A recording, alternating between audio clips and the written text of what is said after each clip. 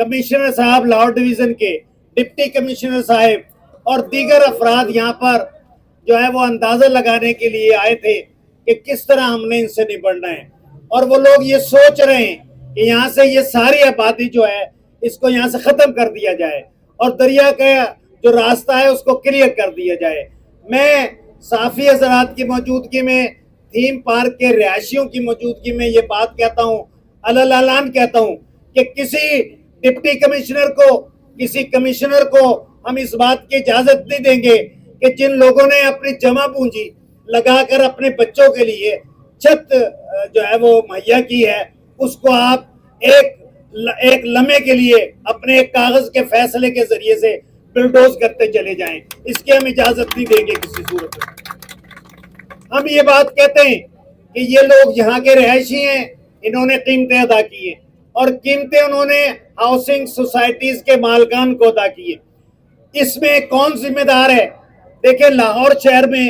Housing societies کا ایک بہت بڑا پرانا مسئلہ چلا آ رہا ہے۔ ہم نے کوئی 2 مہینے پہلے لاہور کی تمام ہاؤسنگ کالونیاں اور ہاؤسنگ سوسائٹیوں کے ان لوگوں کے معاملات کو ٹیک اپ کیا تھا کہ جنہوں نے قسطوں کے ذریعے سے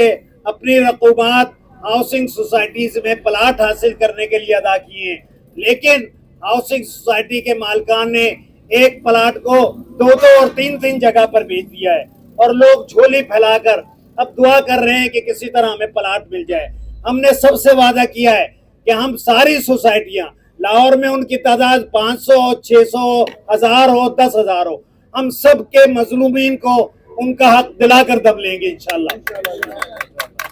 لیکن اس وقت جو معاملہ ہے سیلاب کا، سیلاب سے لاہور میں 14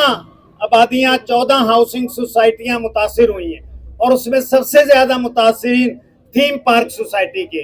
ہم تھیم پارک سوسائٹی کے لوگوں کو یہاں پر اس لیے ہم نے دعوت دی ہے کہ وہ آئیں، ہمارے پاس رجسٹریشن کرائے۔ ہم ان کا مقدمہ عدالتوں میں بھی، سڑکوں میں بھی، بازاروں میں بھی ایل ڈی اے کے ساتھ بھی لڑیں گے، روڈا کے ساتھ بھی لڑیں گے، اور حکومت کے ساتھ بھی انشاءاللہ العزیز لڑیں گے۔